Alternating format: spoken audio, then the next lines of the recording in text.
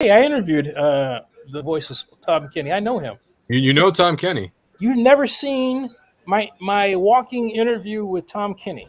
Well, you know how he even got into voice acting? You know that Yeah, story? but I'm asking you a question. You've never seen my walking interview with Tom Kenny. Might have been a while ago, actually, because I actually interviewed a few people myself. I've interviewed. So Enough code people violation, right? are Say pitching again? a fit. Hold on They'll a second. find something. They'll find something. What, Isn't that like the truth though? Right. If somebody's got their eye on you, they're gonna find oh, something what to is that? What prosecute you. the heck was that? Sorry about that, folks. I don't know where that came from. Yeah, neither do It's I. funny now. YouTube, I'll have our video open to tweet it out or to put it out, and next thing I know, it shifts to another video that I didn't call for. I can't lock anything in. It's Huh. weird. It really is. Anyway, we're live. Hey, everybody, and hey, join us. And I asked Vasu to join us because I thought we can expand this beyond, NFL, sure, but also right now the Saints are ahead of the Chargers on a sloppy game, 10-3. Uh, which it looks like Ronald Curry is the offensive coordinator for the Saints, and the Saints forgot about quarterback ball control. I don't know what it is. They got a thing about Jameson ball control, and when I say that, Bill runs his head like he's Stevie Wonder. Bill, No, I mean, I'm thinking, I got to see Ronald Curry in person. Of course, he went to Hampton yeah, Crabber. Saw him play against Mike Vick, in fact, when he was in Oh. high school. Wow. yeah. Oh, what was Mr. Curry like in person? He was a high school kid. I mean, good athlete, good basketball player, better football player. But okay. Hey, so let's go around. First of all, Vasu, from the outside looking in, what do you see? I know you've been following baseball, uh, but I want to get your take on the NFL and what you see. What's the first thing that comes to mind when you think of the NFL this year? Right now, the first thing that comes to mind probably is to see how the Kansas City Chiefs are going to come back after winning the Super Bowl last year. They've their defense, they didn't play very well against New Orleans last week. Of course, it's only week one of preseason NFL, Zennie, but we'll just see what happens this coming up week. I haven't had a chance to see the Arizona game yet. I guess they blew out Arizona, which might happen a lot to Arizona this year. But I'm just anxious to see these some of these videos that come out with these dual practices, the joint practices.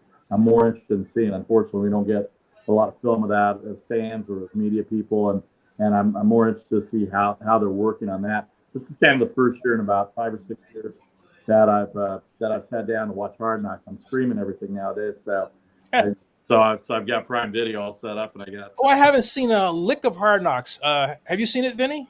No, I haven't. The only thing I've been really watching is some old movies and stuff. Because I don't know, just with me, I generally don't watch as much sports content when it's like streaming. I sometimes use it as like an escape. So I've been watching some old Sandler movies, like Click, The Animal, those kinds of things. Because that's all. That's what I've been really watching. So not really much on Hard Knocks. I've been hearing some things about it, like what some people think. Like they say they find Rodgers to be likable and whatnot. But as for like the whole meat and potatoes within Hard Knocks, no, not really. Yeah, no, I'm not. Yeah, Zennie, I'm not into the whole watching the hour thing and dissecting it down. It's just coming on late at night after I get done with all my stuff. But it is pretty interesting, some of the parts I've seen. And Liev Schreiber is the voice of Hard Knocks, and they brought him into Jets practice, so you see his face, and he's a Jets fan, and just little things like that. But it's been interesting to see. Be interested to see in 2 weeks after cut down what happens, and because we're not starting the NFL until the week after Labor Day, so. I'm ready to go for it. I'm ready for college football. I'm ready for the NFL football. Hey, Bill, have you seen Hard Knocks? That was a question on the floor when I heard you. Yeah, yes. Oh, what'd you think? I haven't seen a lick of it. It's Not intentionally. I just, It's very, as always, very slickly produced. They find lots of little nuggets. For people who don't know the players well, it's a way to sort of learn them. I study the players pretty intensely, so for me, there's fewer revelations than maybe for the normal person. But it's entertainment. It's well done entertainment television. a few business points to note, not related to us specifically, but the league. It's expanding its ethnic coverage, for want of a better term, of the NFL. Has signed a couple of deals with two very large uh, organizations out of Latin America that actually report on Zennie Report, and we've got we've got on top of that, Europe has a couple of organizations that have done that as well. So the NFL is really making this push for internationalization. Yep. Internationalization. But let me ask you guys a question before I make one of one of our commenters happy just by giving him props. But uh, what do you think, or what year do you think the NFL becomes truly international? In other words, where there's an NFL team that is, in London or Munich, and who? Okay, Vinny. Okay, first off, we need to, before I get to that question, we first need to wonder what the NFL is doing at the very moment. Right now, they've been having 5 games a year, at least 3 in London. They've done some in like Germany. This time it's 2 in Frankfurt, and they've also done theirs in Mexico City. I feel like we will truly get to a point where it's international, and we have at least 8 games outside the U.S. So like maybe a game in like Barcelona, Spain, maybe one in Dublin, Ireland, maybe one in like Canada. I think we have some more games outside just purely just London and like Germany and whatnot, and we see more beyond solely that for a year. Then I could say we're truly at the international point. But I think the thing that will truly make it international is when, not if, but when the NFL decides to go. Oh shit! Excuse me. Oh, excuse me. Jameis Winston just made a throw for your dankity. Sorry about that, folks. He threw it on a dime. It was a good 42 yards in coverage. I'm sorry. Go Nice. ahead. Sorry. Really good. So I was saying while the NFL is doing a lot of stuff right now, I think they're doing a good job. I think in order to get to that point, they need to get it to at least 8 games a year internationally.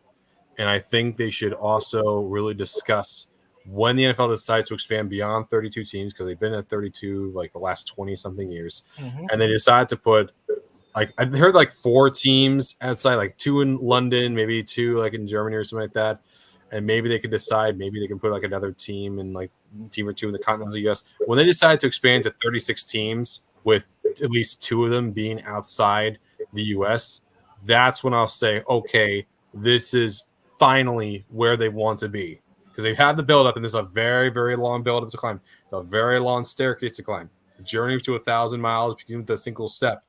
They made a lot. They're almost there. They're almost at that point. They need to get to more international games a year.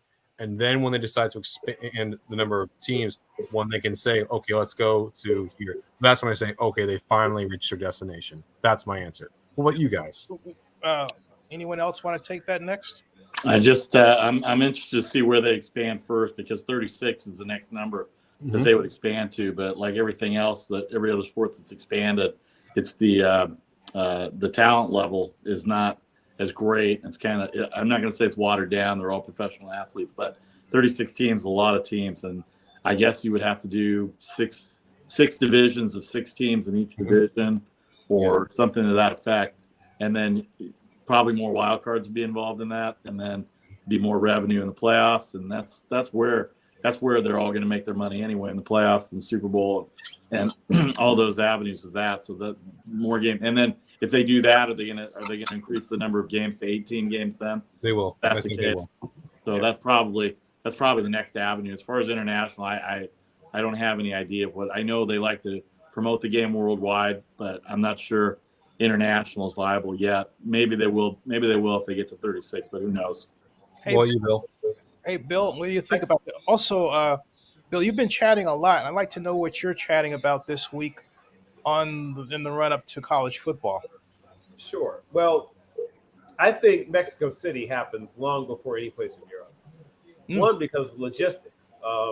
It's a way easier, because you're not just taking the players, you're taking equipment, you're taking television gear. Like, there's a lot of stuff that has to be moved in order to broadcast, because you're not just playing a game, you're broadcasting a game.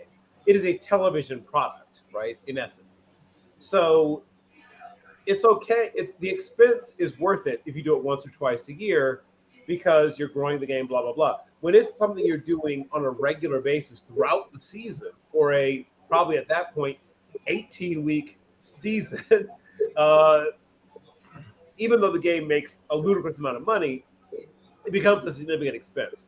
I think we're going to see Mexico City well before any place in Europe for a variety of reasons. One is the game is more established, logistics, and we're now starting to see slowly but surely an actual trickle of Mexican and Mexican-American players beginning to make more and more of an impact here in the United States game. So while there have been a handful of players who are truly international, as in, they grew up. I mean, there's lots of internationally born players. I mean, lots of guys. Michael Strahan was born in Germany, but guys who grew up, who played the game through their late teens, early 20s in another country, very few of them have had significant careers.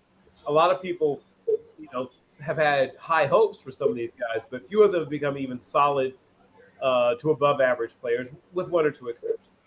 But Mexico, we're going to have a game between the top two Mexican college teams in the United States. Mm-hmm. So that means that there's an attempt to connect the Mexican game to the American game, and it's the most easy, sensible connection to make. Because, like I said, you have a decent fan base. The talent base is rising slowly but surely. So that's where I think the next step will be. And then they have to find a partner to get to the 18, right? So we have, Mexico City, whatever they call it. Aztecs. Let's call them the Aztecs. Orders or whatever, right?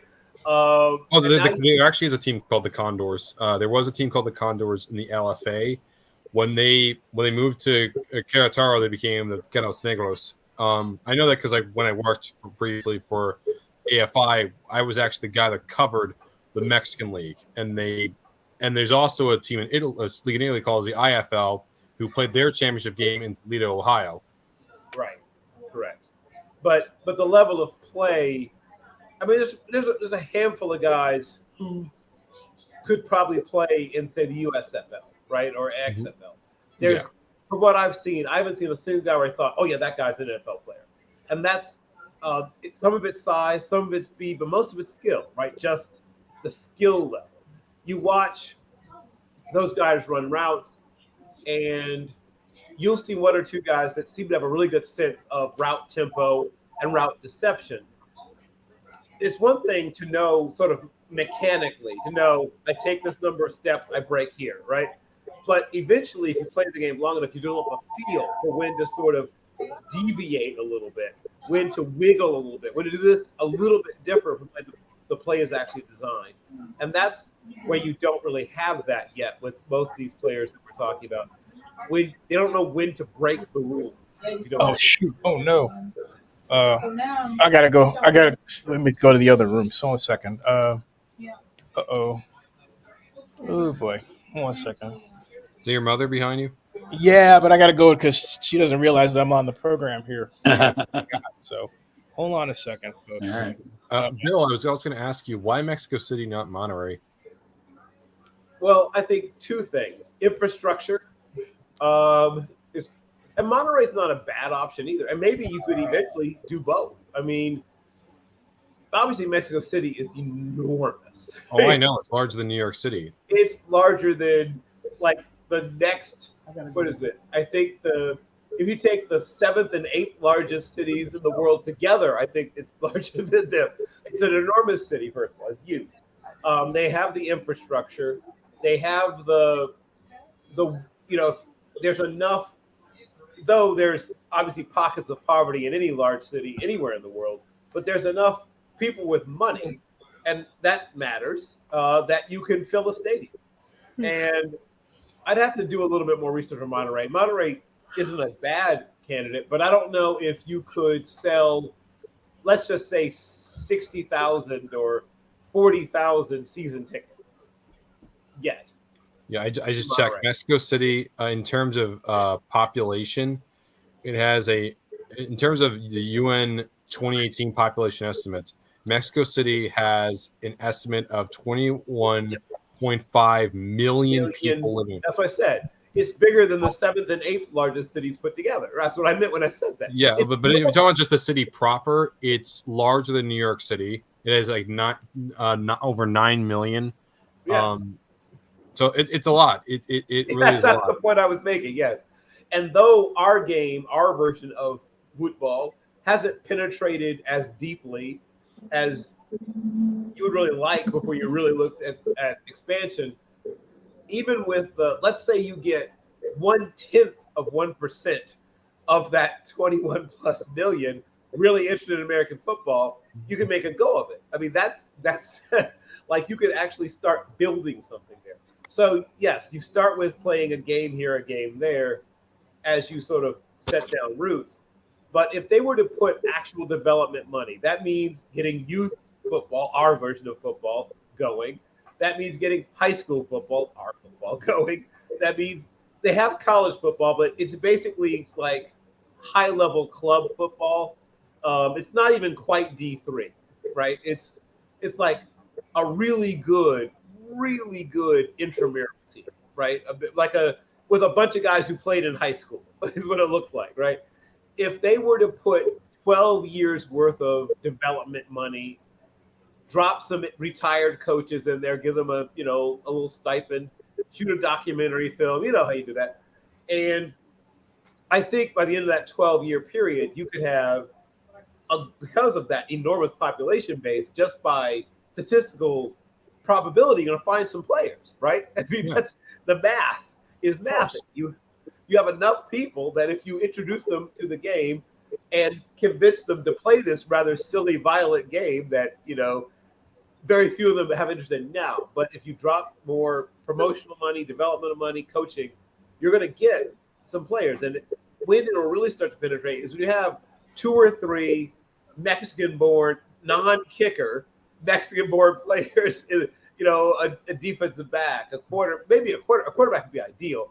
But, something other than a kicker is when 3 or 4 of them are playing, every Sunday in the NFL, that will really help. And that's one of the things that I think will help.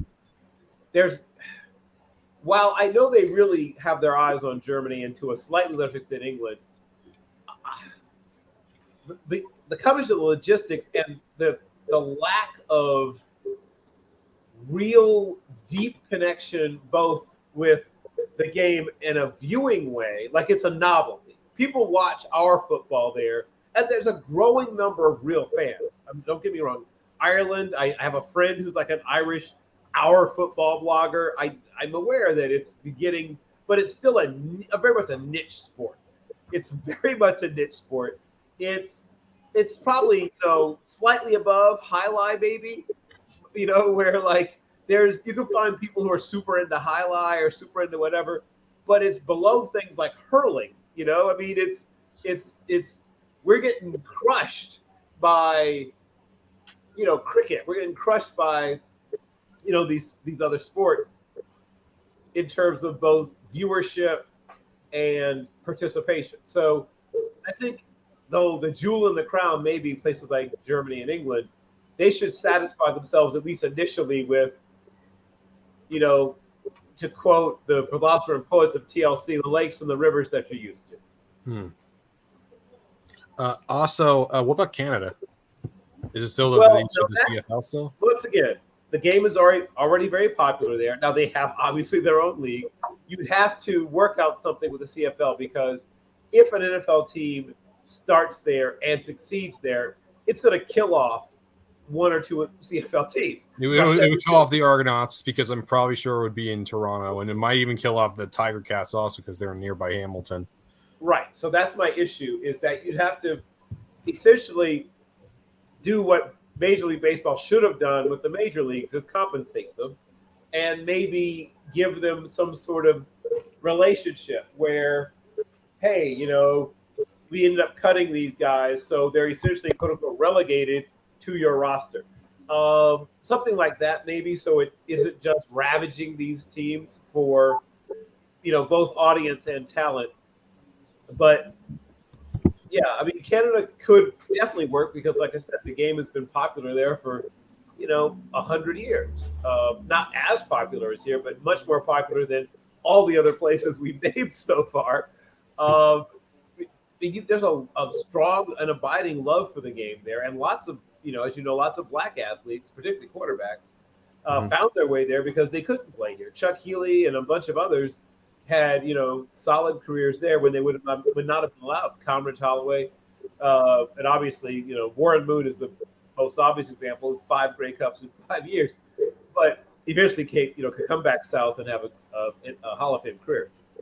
But yeah, the problem is the CFL, like what you would do to the CFL if you established an NFL franchise. Mm-hmm. Okay. I mean, it's essentially the Walmart conundrum, right? I mean, you have all these like mom and pop, locally owned whatevers, they're doing just fine, and then Walmart shows up. Mm-hmm. What about for international, like more than just 5 international games? Because besides the Jaguars having their game every year, like could we get to a point where we see more than 5 games? Like, could we see like maybe instead of a team having to do a home game every 8 years, could you do it one every 4 years? If I'm the NFLPA, I'm pushing back against that. Normal football travel is rough enough when you're. Here's the thing. Vasu, when you were an athlete, when you were younger, what sport did you play? I played baseball through college, but basketball and football through high school. Got it. Okay. And you probably took bus trips home after games, I'm assuming. Sure. And you were sore and tired and sweaty and, nasty and hated it, but you did it.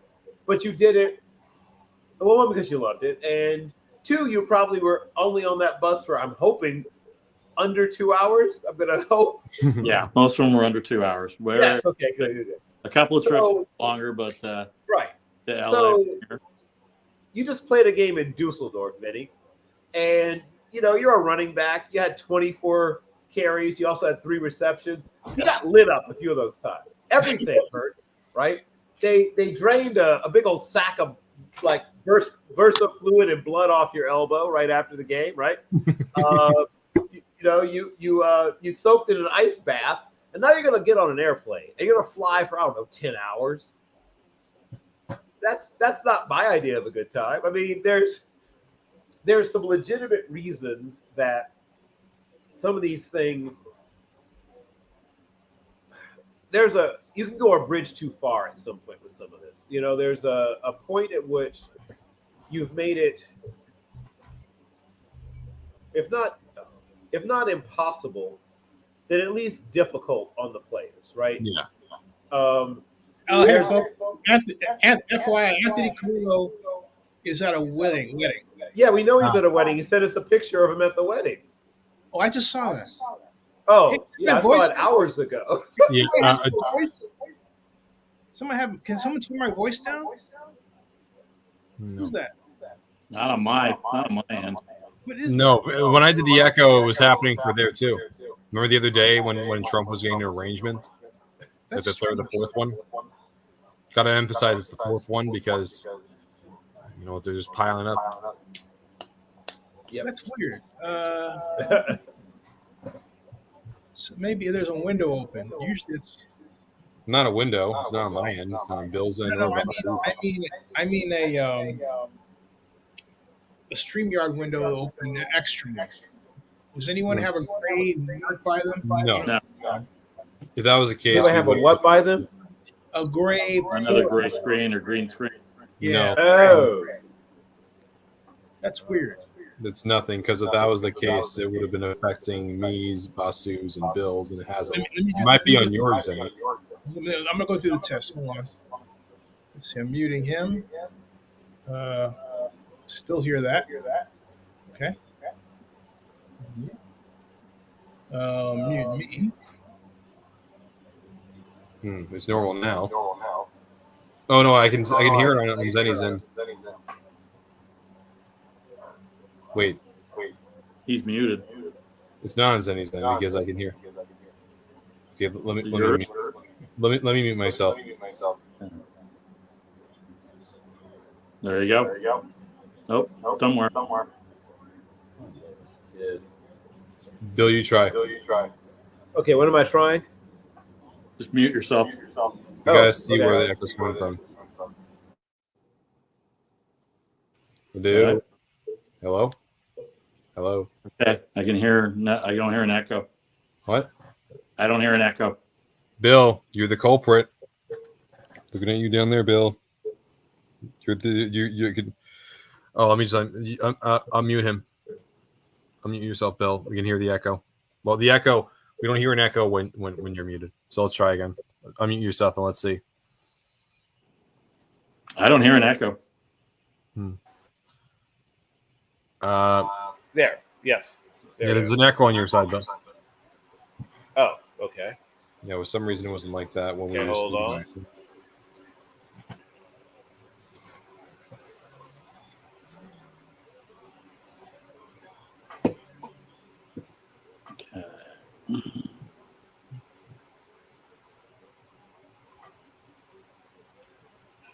All right, Zennie still muted. Zennie, you can unmute yourself if you want.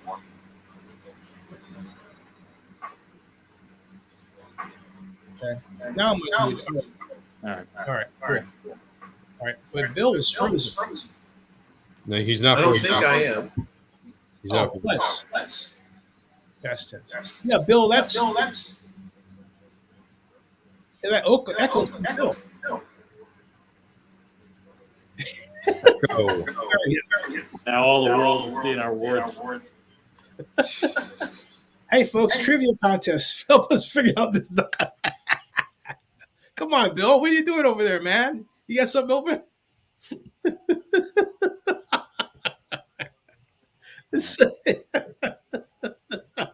I can't. This is hilarious. I'm sorry.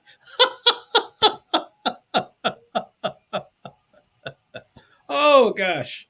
Okay. Bill, I had a question for you on top of all that. And now, Bill muted himself. Don't take it seriously, Bill. It's fine, Bill. Don't worry. I'm not gonna get. We're not gonna go after you. Oh, Bill. Yeah. Yes. Yeah. What? That's a fine one. The echo might be a problem during this stream. God, I sound like a jack. I laugh in silence. All right, Bill. What do you make of NFL Week 2 preseason? Well, there's two things that stand out to you. There's been several rookies doing a lot of undrafted free agents that have made a name for themselves, including guys that I was big fans of, like Jaleel McLaughlin, who started his career at Notre Dame, not Notre Dame University, but Notre Dame College in Ohio. Division II standout, then transferred up to Youngstown State, was terrific in his years there, set virtually every record for rushing and total yardage while he was at Youngstown State, and now has had a really good camp with the Denver Broncos and has had a really good week 2. Aiden O'Connell continues to stand out and look really, really good in his both first and second game as a professional in preseason. Deuce Vaughn has, built up a cult following, and here's a young man who goes to Kansas State, obviously due to his stature, always looked up to, if you'll pardon the expression, looked up to Darren Sproles. And Darren Sproles sort of took him under his wing. They worked out together at Kansas State. And to say he looks and plays like Darren Sproles is frankly an understatement. It's almost as if Darren Sproles has been reincarnated. Some other guys I'm big fans of, like Lucas Crow, right? Number 87. You just watched make a couple of great catches. He mossed somebody on a throw that I know you're a big Jameis guy, but Jameis frankly threw it to the wrong shoulder, and he bailed him out by jumping up and taking away from the defensive back. But Jameis would tell you that too. But Lucas Kroll was a guy that started his career at Penn State, got sort of lost in the sauce at tight end there, transferred to Old Dominion. But he was a Class 2A hurdles champion at 6'7". You don't see that every day. So that gives you an idea of what kind of athlete Lucas Carroll is. He's a freakishly athletic player. He's 254 pounds now and still can run like few other tight ends and faster than a lot of wide receivers. He's a Bruins athlete. I think he's going to be one of those guys that plays some now, but watch out for him in the future. I think he eventually becomes the primary receiving tight end for the Saints, probably a year or two in the future. Hey, anybody see yesterday's games? Speaking, like for example, Anthony Richardson. I missed that.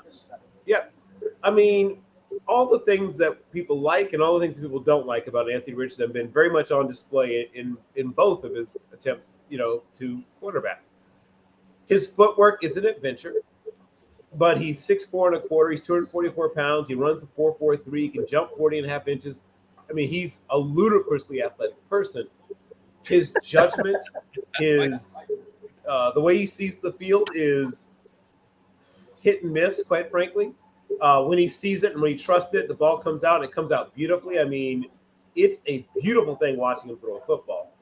But he doesn't always throw to the right place with the right ball, right? He has a tendency sometimes to put not enough air on it when he should put more air on it. He has a tendency to really not see the middle of the field well, something he struggled with in college. He's still struggling with it in the pros.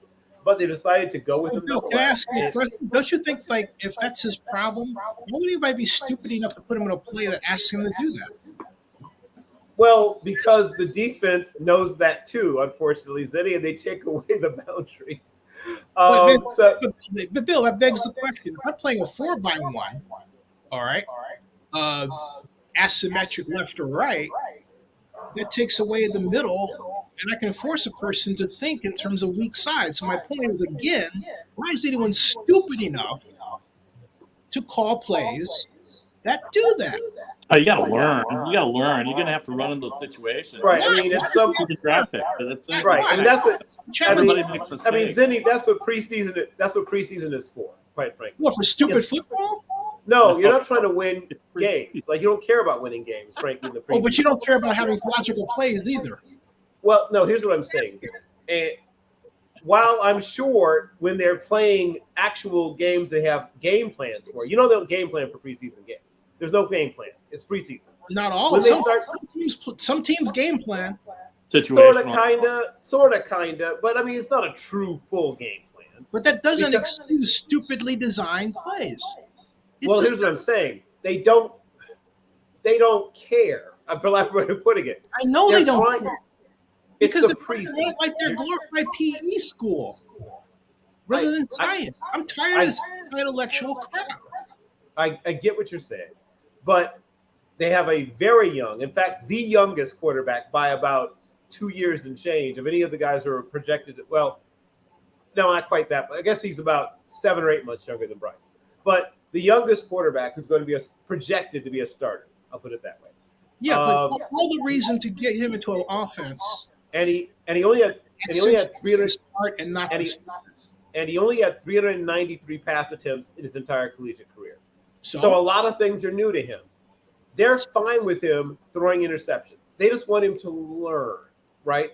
And so that's bigger to them than anything else that happens during the preseason. So you mean more than anything else, they want him to get experience. Get this in my pea brain. I'm just asking. You're telling me that they're asking him to learn their stupid offense because it's stupid. They're asking him to learn their stupid offense. That's exactly what I'm saying, Zennie. Now, I mean, it's the kind of thing that I don't like about football. It's this consistent push to be anti-intellectual, hyper-physical, when you're dealing with billions of dollars on the table. It's fine if you want to go, play in the sand on the beach or something like that, but give me a break with all this stuff. I mean, I've never seen this a bigger confederacy of dunces than among NFL coaches. I'm serious. I'm tired of this stuff. Well, first of all, thank you, William Shakespeare, for giving us the literary allusions there. So here's what I'm going to say. You cannot entirely avoid throwing balls to the middle of the field. Yes, so you can. At some point, he will have to, as Vasu said, will have to someday learn. There's so many opportunities that you have, particularly against certain certain defenses, that you at some point will have to attack that area. I disagree. But You want to know why? I get what you're saying, Zennie, but they're not trying. They already know what his strengths are. They're trying to work on his weaknesses. They're trying to make him look bad. I don't think they're trying to make the guy that they've tied all their jobs to look bad, Zennie. I'm going to disagree with you a little bit there. Everyone gets fired if he fails. Everyone gets fired. The GM gets fired. The coach gets fired. So I don't think they're trying to make him look bad, but they are trying to Here's my point, give him Bill. experience. Here's my point, Bill. I can design a game plan such that the quarterback never sees the middle because there is no middle as you describe it. As long as the offense leads in putting out a formation, I don't care what you or anybody else says, the defense has to follow it. Therefore, the offense can control the game. Period. If I want to win a 4-by-1 the entire game in all variations, I can do that. Right? And nobody can stop me. Okay, so my point, nobody. It's like people line up in the eye, which should have died a long time ago, and yet it's still brought back. It's ridiculous. I'm not here to defend the I formation. I'm sure someone else would like to do that. Here's what I'm saying. Even if you go 4-by-1, literally every single snap, at some point they're going to jump. If they know you've never thrown the balls in the middle of the field, they're going to just jump, throw everything at the outside, and take it up and load up. We're going to go double zone, everything to the outside. You take everything from 0 to 12 yards. You jump everything that's 12 yards and above outside, and make them throw to the middle of the field. And so, hey, Bill, all I have to do is throw one of my patented Eagle offense flat passes, which you can't come into, otherwise you'd be offside, and I still accomplish my objective. Because I expect a different sort of thing. I'm trying to tell you this is a game of intellect. I'm not disputing that. I'm saying that there's enough good things that can happen once you learn to read the middle of the field that it's worth learning. That's all I'm saying. And I'm saying Tom Brady built an entire career basically on picking apart what goes on in the middle of the field. Yeah, but he didn't design it. He didn't have to. Yeah, the first person that did, was his fantastic offensive coordinator. I had the opportunity to meet and interview, Charlie Weiss. And I remember the first play that Brady called as a pass in the Super Bowl. It was actually the third and 8, from their own 2-yard line. And it was a slant pass to number 80 with the Patriots at the time. David Patton? Yeah, because I watched that game 32 times because of the way Mike Martz on the Rams side was using 5 different variations of the Texas route concept. It was coldly remarkable. Okay, so anyway, but Brady including the pass, he would do this first down. Okay, but I kept analyzing that back and forth, back and forth, back and forth. So my point is that Brady did that by the design of play, which says, "Hey, look, keys. Where are my keys? Where are they going? And why am I hearing my voice twice?"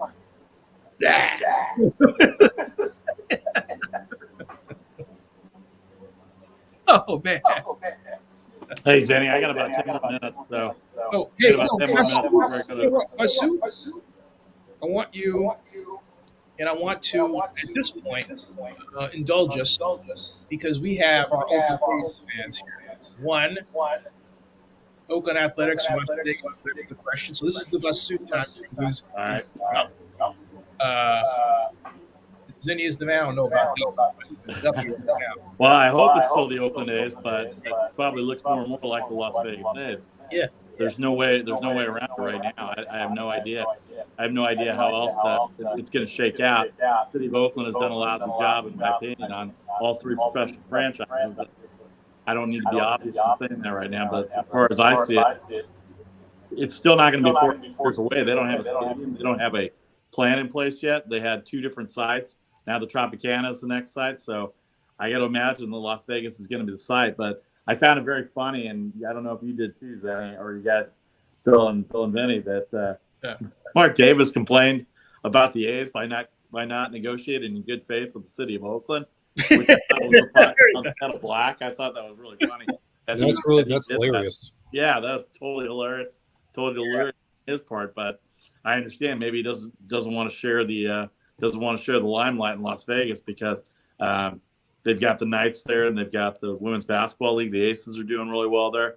UNLV is still a pretty viable college basketball town, as the state of Nevada is. For you know what it is? Mark just doesn't like. Hey, Bill, I muted you because that double sound was coming for your place, so I muted you to. You can hear me though, right? Still, yeah. See, Bill can still hear me. Okay, so that actually makes my point. He gets okay, but my point is that Mark does not like Dave Cobble. That's not a lot of people do like Dave Cavell. Well, I like Dave. I think he's negotiated in bad faith. Well, okay, so maybe that's a Fisher deal. Maybe that's a Fisher deal on his part, but it's well. Let's follow up on that. Tell me why you think that's the case. That I don't like Dave Cavell. I think most of his comments and most of the things that he's done, from an outsider's viewpoint, has seemed like it's been a double standard.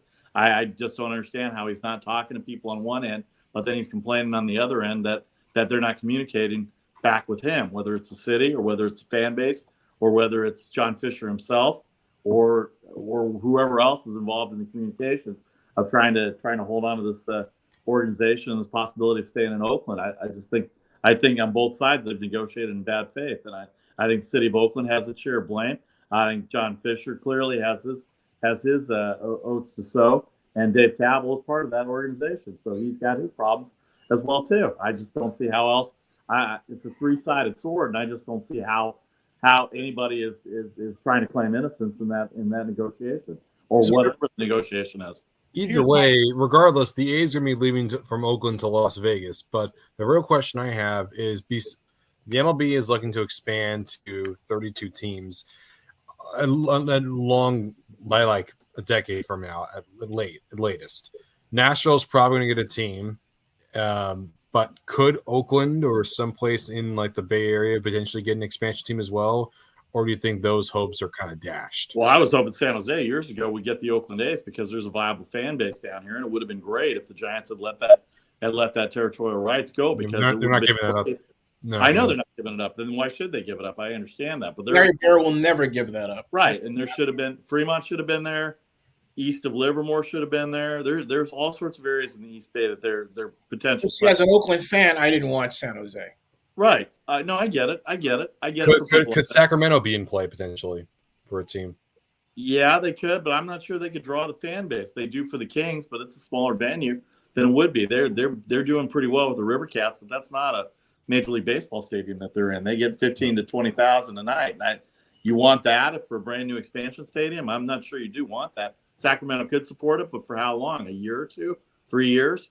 And then if they don't win, then what's going to happen from that standpoint? And then it goes back to the beginning of where it was. I don't see Sacramento, and I hate to say that because I like Sacramento a lot, and I like going, and I've been to the arena up there, and I like the city itself. A lot of friends from the Bay Area that moved out of here, in my area down here in the Bay Area, moved up to that way, Elk Grove and Roseville and Granite Bay and areas like that, because it's less expensive. But I just can't see how they're going to. Now it's also very hot there too, so I assume that I would assume they're gonna put a dome on there, or they got to put some kind of covering on there so you don't burn the people out. The River Cats are spread out enough. I've been to that stadium twice. It's spread out enough, and it's against the sun where you don't have to worry about the sun hitting you. But I can see those hot days are just completely out of whack in terms of being able to sit in the sun all day. I mean, get your dollars out, get your gift cards out for the bars, because that's where you'll be sitting in the shade. So you asked me, Masu, you asked me about. I didn't mean to interrupt you. No, that's all right. It's all right. Go ahead. You asked me about Cobble, and you said basically why I think. Hey, Bill, I get that. Can you mute that? Because when you have your ears on, I get there's something you're doing where you're listening to it after a speaker, or you shut that speaker off somehow. I think he did it. Or Bill? He muted. Okay. Yeah, Bill just muted himself. Okay, yeah. And whenever you want to say something, Bill, just unmute and say I'm ready to talk, and then we do that way. But um, oh, okay. The reason why I don't hold the Athletics as not negotiating in good faith is that first of all, the negotiation should have ended a long time ago, and I'm tired. We have a system where politicians have dominated this and tried to steer this entire process to what they know, which is nothing. We have lay people, Right. kleptocracy. We have a lay people involved in charge of situations where they're not trained at all, okay, to handle properly. And what happened was back in March 27th of 2021, after in that April, neither side was getting the documents on time, and the A's slow rolling the drawings. And Right. that's what everybody should talk about because you cannot have a development agreement for anybody to pass. I don't care if it's a county administrator or the county supervisor or supervisors or the city council without drawings. You do not do that. I'm not talking about the conceptual drawings you've seen. I'm talking about drawings that actually allow you to build the structure. Right. All right. We know in Oakland's history, we've never done that. So here we are is with a situation where the A's haven't, this is taking everybody back to 2021, haven't completed those drawings. And that's the time when Libby should have made noise about it. Instead, what happened was that the city of Oakland did not hold up its end in terms of creating the tax increment financing zone under enhanced infrastructure financing district legislation, which is unique to California, to get the promised. This is the thing, Vasu. They promised to give the A's tax increment revenue on and on and on again. Yet, and in an interview that I conducted with Libby on the 20th of July of 2021, she admitted that they didn't have the staff to do what she called traditional redevelopment. But what the mayor didn't realize, because she's not hip to talking about this stuff, is tax increment financing is at the heart of traditional redevelopment. Okay. And when you say, it just says, we haven't done traditional redevelopment and yet we're going to use enhanced infrastructure financing district legislation. Well, Libby, you just said you're going to use tax increment financing. That's the kind of intellectual problem we had. And then she said right in the same paragraph that Oakland didn't have the staff to do that. She admitted that Oakland didn't have a competent staff. Right there. Okay, it was right there. And Libby had this habit, God love her, of every time she got tripped up when she was talking to me, I wasn't trying to trip her up. But the stuff that I went to school to do, and I got hired by the city of Oakland for, because I wrote a paper about the city of Oakland to do. All right, in '85. Okay, so Libby is looking up her person like that. Like, what do I say next? And that's the wrong situation. How we used to do it, how they did it when I worked for the city, how anyone does it around the country, is you have your project managers talk. The politicians are supposed to sit in the background and quite literally take the bullets for the project manager and everybody else. That's the way it's done. You don't sit back there and say, well, Zennie thinks he's smart and all this, and they're smarter than everybody else. You want people who think they're smarter than anybody else because you want to have confidence in what they're saying. Right. But how society has gone in the California parlance, not anywhere else, is that we've let lay people take over and as politicians, and the first thing you get their issues with how they feel about what you're seeing and or what you're saying or how you're saying it. And it's not the way to run a city at all. So coming out of all of this is, as Dave told me, he told me this in an interview we conducted last year on the 21st of July, 22nd of July of 2022. And he said, Zennie, we have been talking about using tax increment financing and community benefits costs for 4 years. And so by the time that so here we are with the fifth year of it with Chang earlier this year, right? So for them, it's like Groundhog's Day. And meanwhile, they're saying, and the commissioner had said a year before, he had said, I'm done talking with Oakland a year ago. Remember that, Vasu? Yeah, right. I know. He said, I'm done talking about Oakland. And yet they having to keep it going. So it became silly season. And what's sillier is all these paid politician consultants like Michael Corbruno, who I've known for years, basically goosing this schools, not stadiums deal. Michael is a trained and seasoned government consultant. He engineers things like this. He's been engineering this. He even had a little event attended by 11 people last week on Wednesday. So to raise money for the schools, not stadiums in Nevada. I mean, give me a break with this stuff. All right.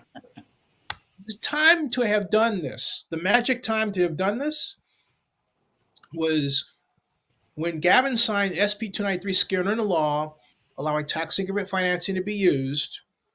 And that was October 11th of 2019. And then you go to the county, you start your county meeting, you get your county assessor, you get them the documents that say, here's the boundary, here's where you want to have tax revenue collected from property tax, and then given to your public financing authority as per Enhanced Infrastructure Financing District law, and you begin to collect that. They could have started a pay-go operation, Vasu and Vinny, where they're just collecting the money until the athletics have the drawings ready, have the development agreement ready to go and vote on it, and they could have collected that money, used part of it for staffing, and kept on going. Instead, they're milking the A's, saying, hey, look, pay us for this, paying the staff all the time. And they're saying that's the way they do in other parts of the country. Nobody does that. That's stupid. And the reason why it's stupid is because what happens if they went out of money? So what happens? The project dies, okay? Because you, the city, are not putting anything into it to keep it going. Everybody in government knows that when you want a project to remain, you put it in reserve. That's your budgetary reserves, okay? And you know how much you're spending out of it and everything else. You don't leave it to where, if the developer stops paying, I'm sorry, that's it. But that's what the city did. Yeah, no, I get it. The disingenuous part was the city, but they take advantage of the fact that the common person doesn't know this, and instead of telling the truth, they put out their own lies. And that's what we've been dealing with. That's why I said in 2021, I'm tired of this. Let the A's go to Las Vegas. Because this is a crap show. You mean politicians aren't telling the truth? What a shock. But the whole point is politicians should never be in charge of this. No, I agree. That's all I'm saying. All right, guys, I'm going to have to continue this another time with you. Zennie, anytime you want, give me a ring. Vinny, good to see you. Hey, who's going to win the World Series? The World Series? Oh, God. Call me back after September 1st. I'll give you a better idea. Also, Vasu, I was going to ask you, if you don't see the Bay Area or Sacramento getting one of the two expansion teams, who do you see getting one of the two expansion teams then? Well, I kind of like Portland. Yeah, I like Portland a little bit. I'm not sure they can support it though because Salt Lake City. No, I don't really think Salt Lake City. I think the weather might not be somewhere in there. I would think somewhere maybe Indiana. I think Indiana because they've got a lot of teams around Cleveland, Detroit, Cincinnati. They've got a lot of opportunities out there in terms of the state of Ohio for that to take place. But I think they're a long way away from that, though. But I considered Indiana, but Indiana's like Nashville a lot, though. Nashville, I think, is going to definitely get one of the two teams. Montreal has some push, but I'm not too sure how likely that is. As much as I would love to see the Expos come back. Some people want to see like another team in Texas, like Austin or San Antonio. I have no idea if they'll do that because I really haven't seen a push at all from like a big organization. There's some talk that they could double dip in the Southeast and put a team in both Nashville and like somewhere in North Carolina, like Raleigh or Charlotte. Raleigh would be great. I think I've been to Raleigh. Raleigh's got a lot of possibilities as well too. Raleigh and Nashville, why not? Hey, Bill, Bill, you want to contribute? I mean, once again, why not Mexico City? Baseball is huge in Mexico. There's a lot of really good Mexican baseball players. And like I said, you don't have to grow the game in Mexico. The game has been grown in Mexico for a very long time.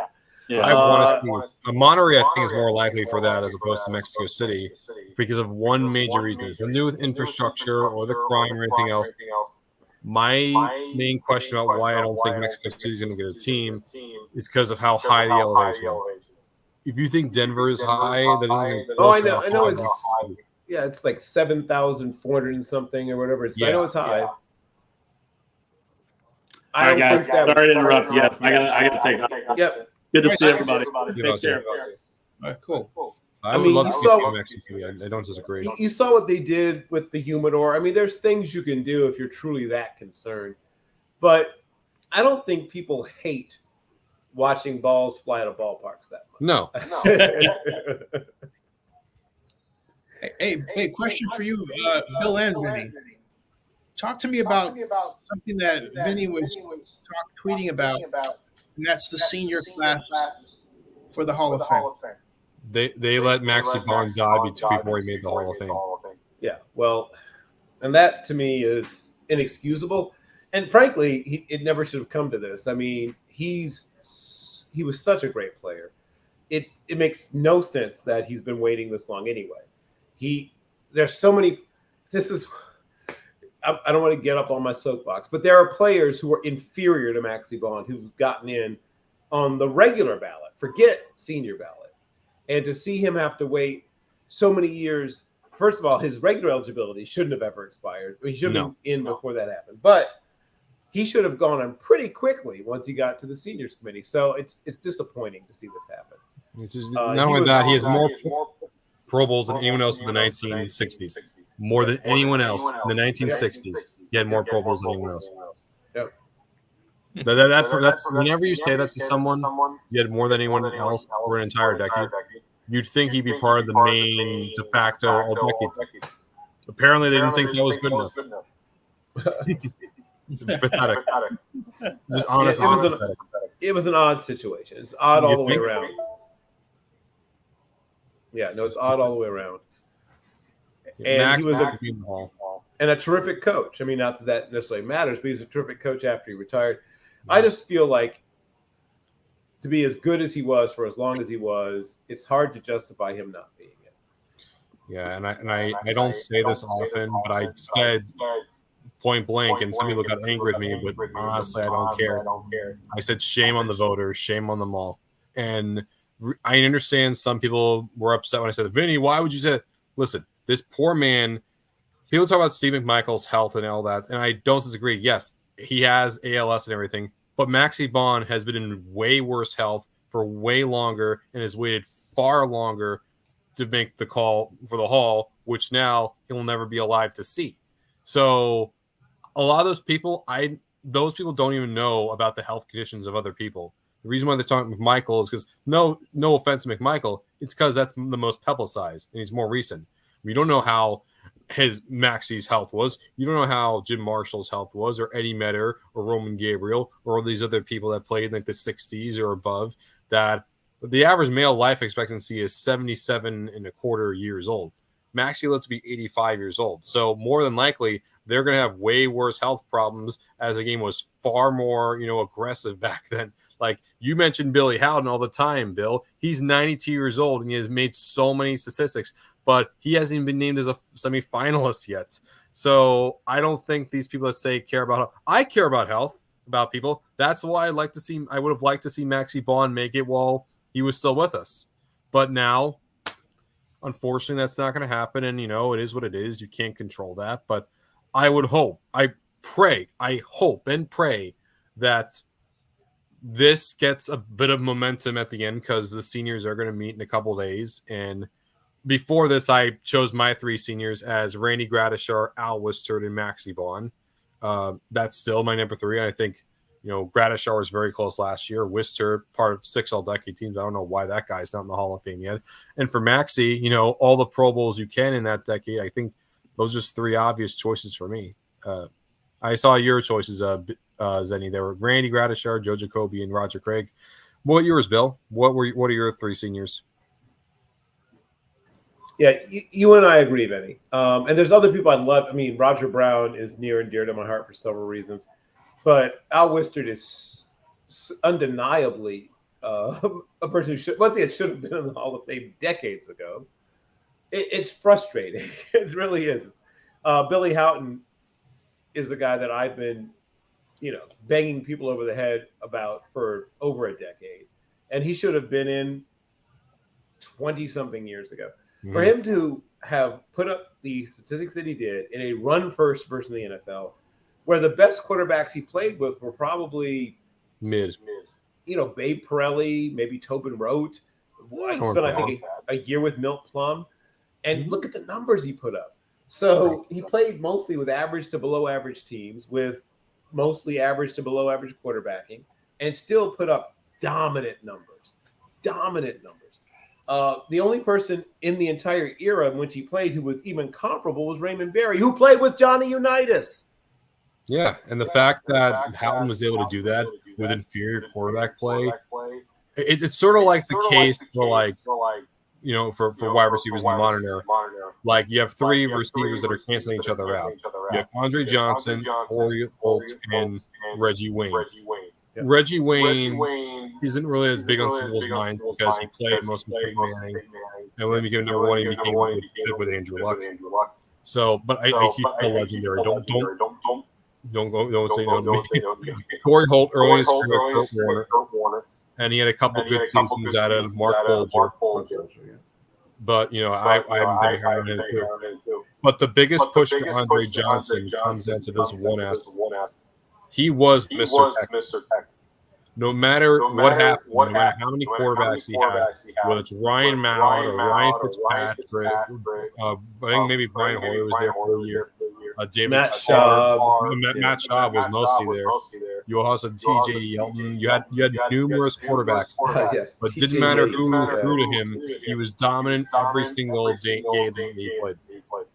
It's like those instances. And Billy Howden reminds me a lot of that. Obviously, not to that extreme level of like how bad the quarterbacks were for Andre Johnson, but still very comparable. Another one I look at when it comes to these names, just without Wister. Yep. There's only 5 people. Bill, would you go to mute this so that way there's not much echo?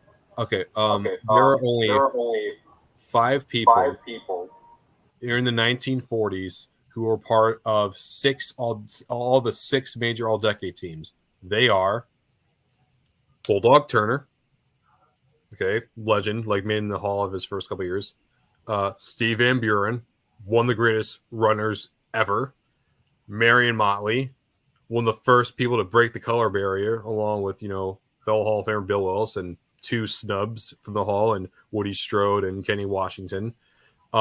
Sammy Baugh, the first ever person to be inducted into the Hall of Fame. And who's the 5th one? Al Wistert.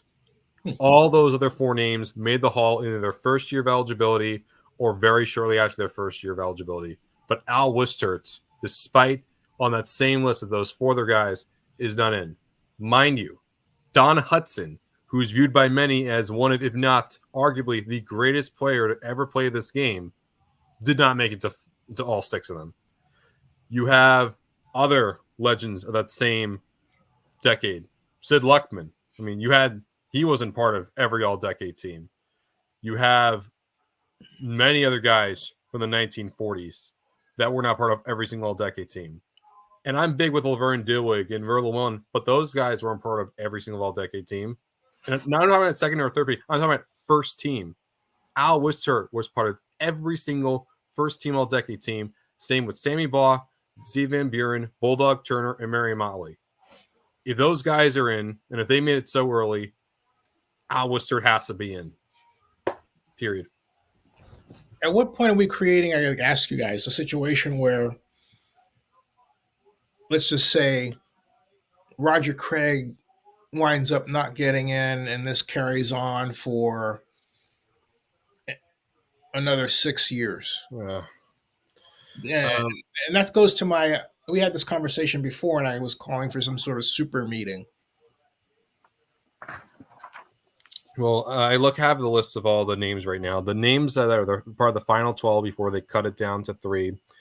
Randy Gradishar, Sterling Sharp, Ken Anderson, Eddie Metter, Maxie Bond, R.I.P., Joe Jacoby, Roger Craig, Otis Taylor, Al Wister, Albert Lewis, Art Powell, and Steve McMichael. Those are the 12 names.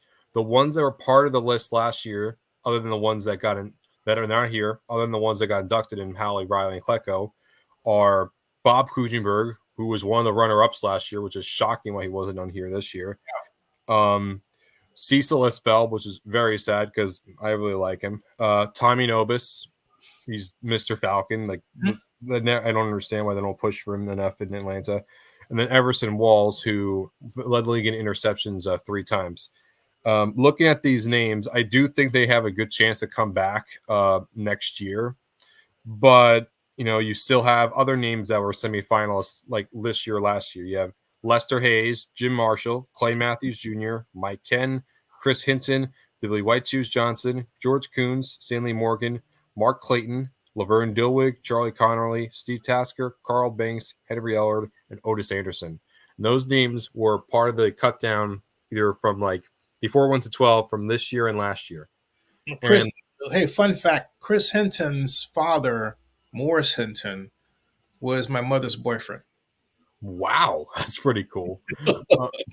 It's almost as crazy as the fun fact that my friend Elliot, his mother used to do plays, and Angel Lee Weber had the hots for her.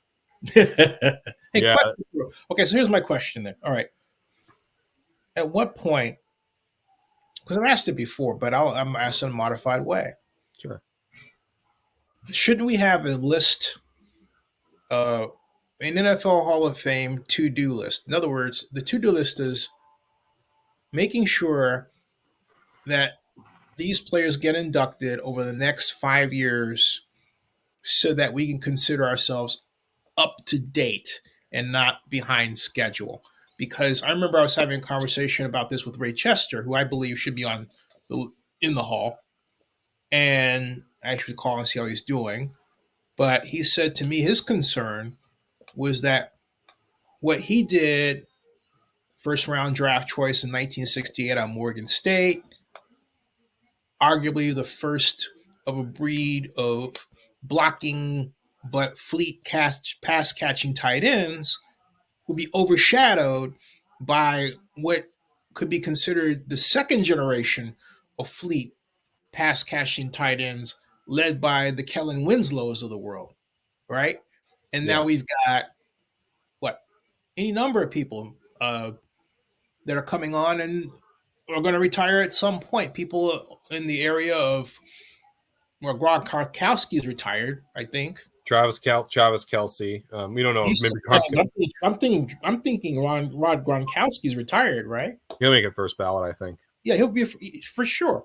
So my point is, in this era that has been supercharged by the spread offense, as well as the New England Patriots popularizing the use of the big tight end. Remember Gronkowski and why? I was gonna say, why did he do that? Oh my God, he's in jail. Aaron Hernandez. Okay. Well, one could say that he had some killer moves. Oh, bad. Oh yeah. It's a whole thing. Just check on Netflix. Use a pun, go to jail. Yeah. Very funny, Bill. Yeah, it's true. But yeah, I there actually sort of is one. Like usually, whenever they make it like very close to here, that's usually an incentive for people to push a little bit harder for them. Like for instance, Gradishar and Sharp, along with Kuchenberg, were runner-ups last year, so there's an incentive to try to get him in there next year. But for some reason, Kuchenberg missed out. It makes no sense in my opinion, but still. There's also some talk within the Hall that after 2025, they're going to keep it at least 3 per year. And one of the three will be from before like the Super Bowl era. So like we get guys hopefully from like the 1890s with the Heffelfingers and the Brawliers, if they do, please hope they do, to like the early 60s kind of names, like a Nobis, I think was like a bit later on, but like that reminds me, if I may, Tommy Nobis is Mr. Falcon. He is Mr. Falcon. Riddle me this: how can Mr. Falcon, just both of you, how can Mr. Falcon be that and yet not be in the Hall of Fame, and yet Bob Lilly is Mr. Cowboy and firmly in the Hall of Fame? Well, to answer your question, Zennie, my response is which is the bigger team, which was more successful, Hold and on a second. That's something I heard. I got to make sure something is okay. Hold on a second. yeah, it'll be right here. Yeah, I actually did this whole thing on Excel. I have one for the players and I have one for the non-players.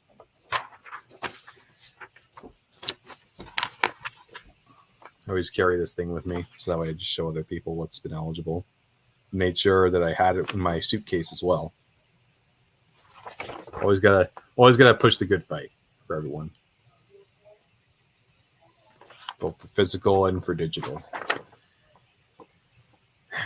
Sometimes seeing these lists could be kind of just like a sigh, groan, like, oh my god, like, oh, it's just so sad just seeing these faces, like, oh, like, oh, Otho Davis, why weren't you listed this year? Okay. Sad. Everything's okay. Good. Okay, that's good. So as I was saying, Zennie, they were talking that at least from like 2026 to 2028, they're going to have one of the three senior spot be for ones that were like before the Super Bowl, or like the super seniors, they call it. And I think that's really good. And there's some preliminary talk, that after 2028, there's a bit of a push to get to the number of seniors from 3 to 4, because there is such a huge backlog of seniors. And there's even a little bit of discussion of maybe, because contributors is pretty big, they can go from 1 to 2, because I think that's also egregious. And if they do that, I'd be so happy, because I would hate if they reduced it from like to 2 or 1 again, because there's such a massive, like, look at all these names right here. Yeah. You can see them all. I mean, all of these 12 right here, in my opinion, they're all Hall of Famers. That ought to be digitized. Yeah, I have it on my Excel sheet, but I just have it right here with me, so that, because I always You carry have it on your Excel sheet. You can actually make that. I can convert that into HTML for a blog post. Nice. I'll do that just in a bit, but yeah, these are the lists. Just send that to me. I can take care of it. Sure, no problem. I just had to get that done. But as I was saying, Bill, who are your 3 seniors?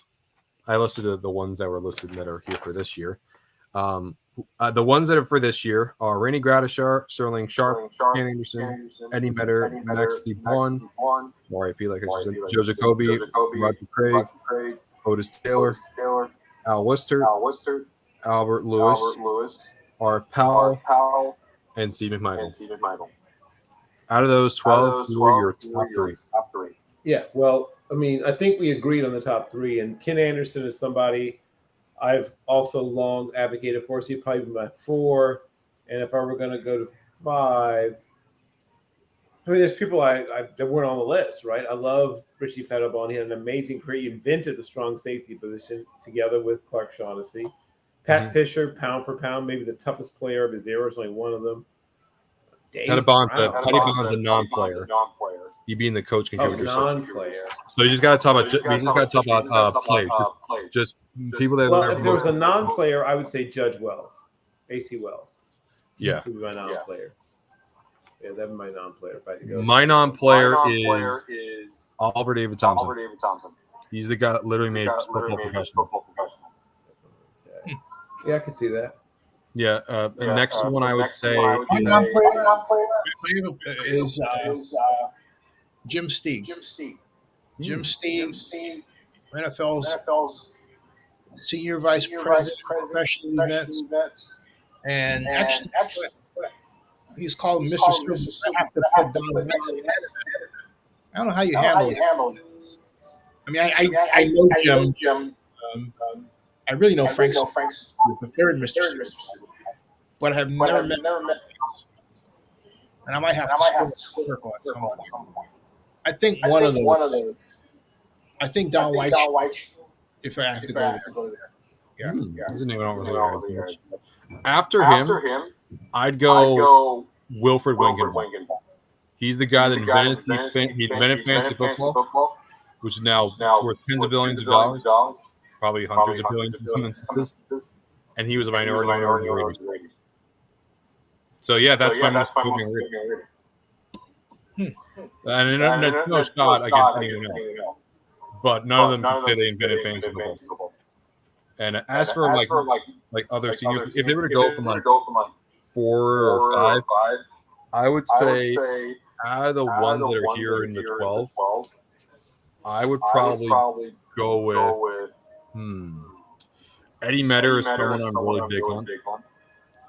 And because they already did Bengal last year, I would like to give it to the ones that are runner-up. So I just give it to Sterling Sharp. But I can't understand would be my first choice. I'm big on Kenny. Oh, by the way, Don Weiss, 2003. So I'm wondering, maybe yeah, it would be. Buddy Parker was named as the long-awaited coach contributor for this year. He was a quality player for the Lions and the Cardinals in like the 30s and 40s, and then he became the head coach of the Detroit Lions in the 50s, and they became a dynasty. Yeah, that's pretty deserving. He was also a good coach for the Steelers too. Like I think when you create a dynasty, you should be in. And Parker waited way too long. And if the Browns were Superman has a kryptonite. His kryptonite was a Detroit Lions. I like that.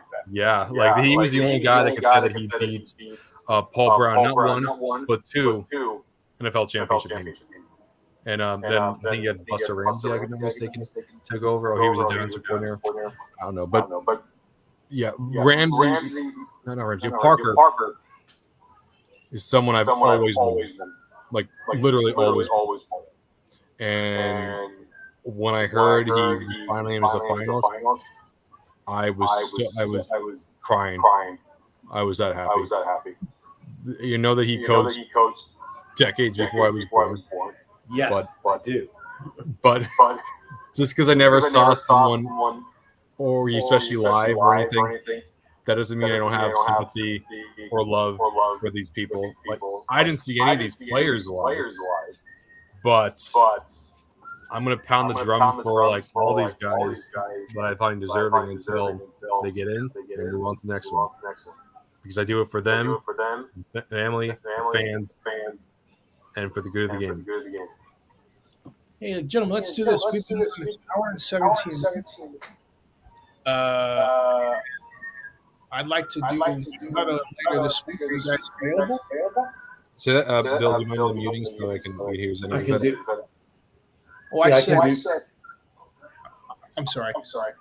I said we've been on for an hour and 17 minutes, and I'd like to do another show later this week. Are you available? And Bill said yes. That's what I was saying, Vinny. What day? You all name it. I'm wide open.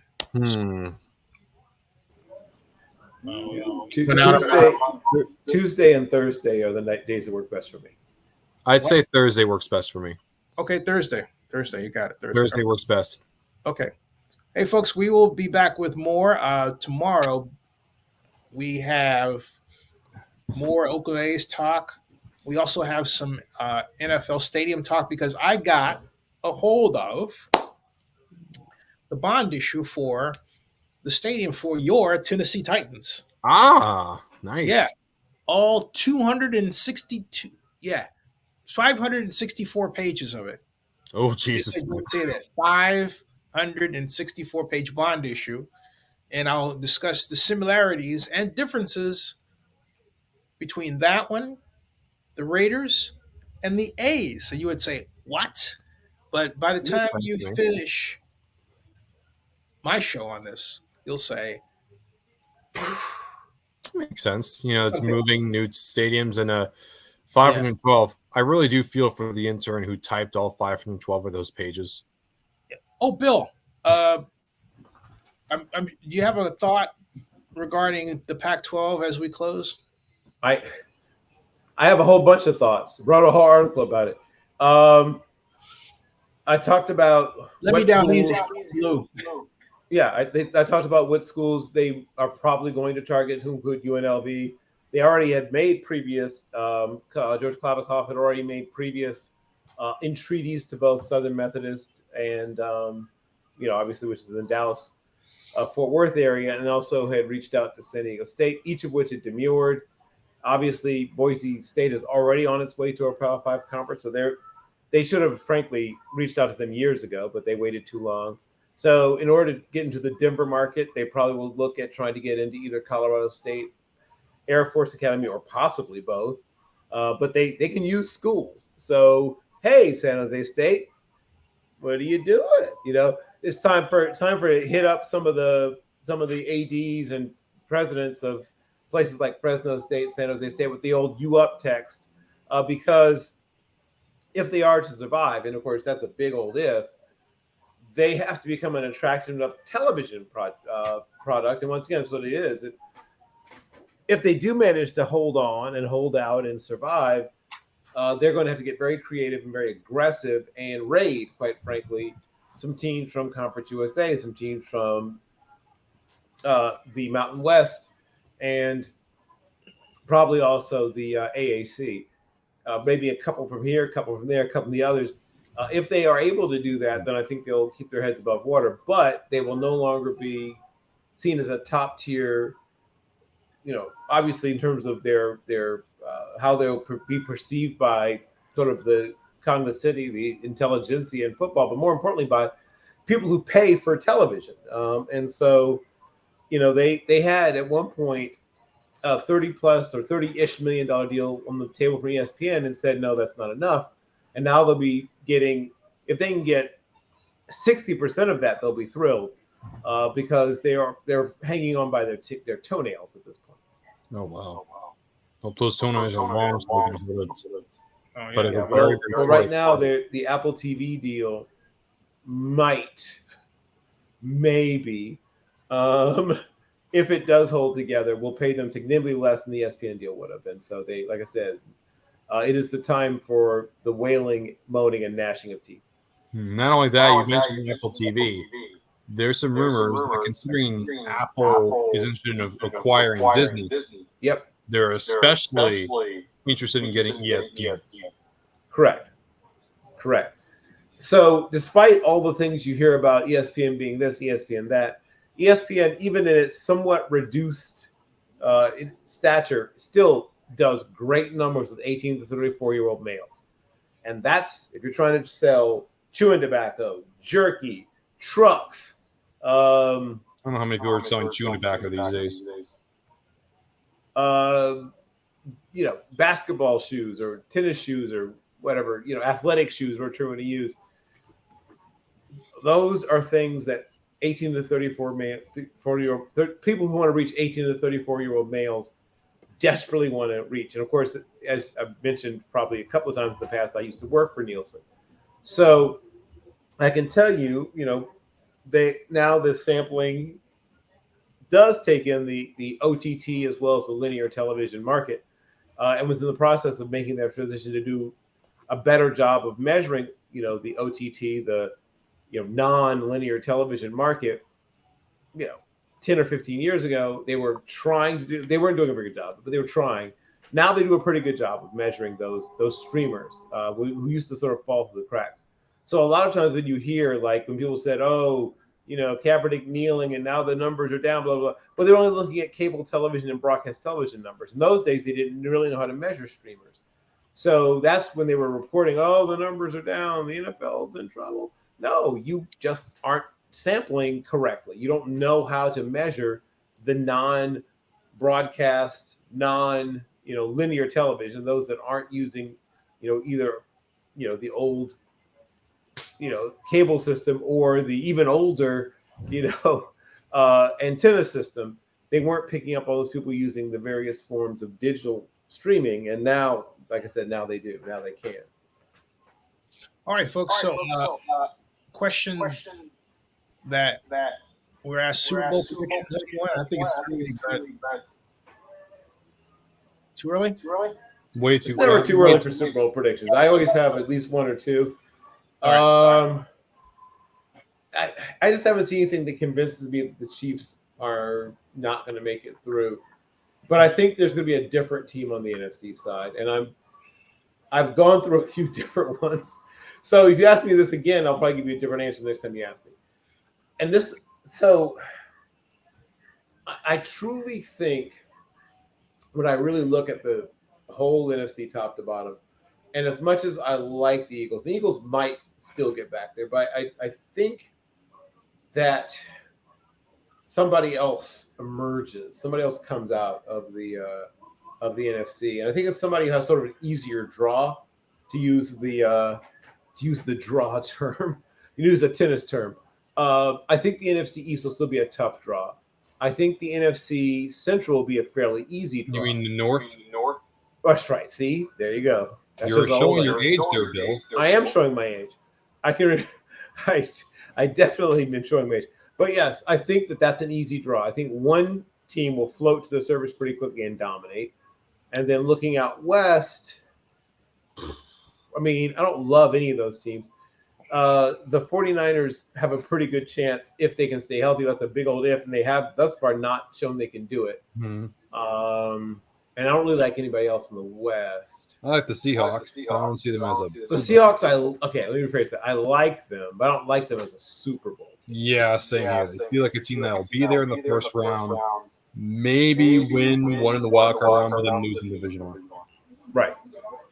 So all that filibustering was to say that if Jordan Love is who I think he might be, much to the consternation and frustration of Bears and Vikings fans, and I guess the Lions as well. The Lions are going to be very good this year.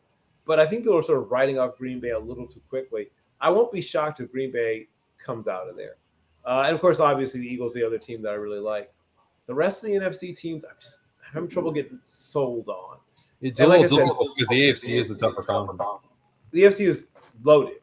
There's so many good teams in the AFC.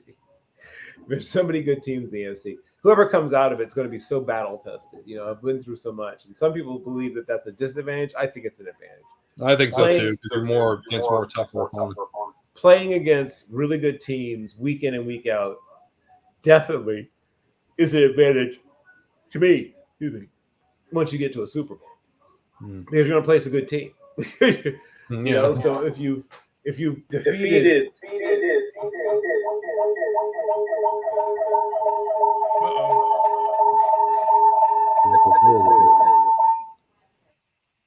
What happened?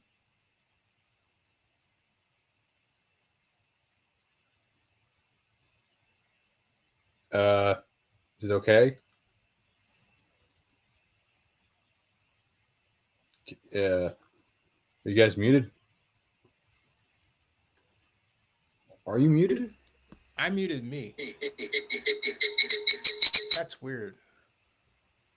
Hey, Bill. Yeah. You know, yourself. Oh, Bill muted himself. All right. Anyway, I was just going to say I'll deal with Matt or the A's later, and we'll close this out. I was going to say my Super Bowl. Oh, okay, go ahead. I didn't get it. I think we should at first give our divisional and wild card predictions. But right now, I can tell you my favorites. Chiefs, Eagles, rematch. I know it sounds a little early and a little basic, but hey, it's very early. And check back with me just before the season starts, before I give my season and playoff seeding prediction. All right, folks.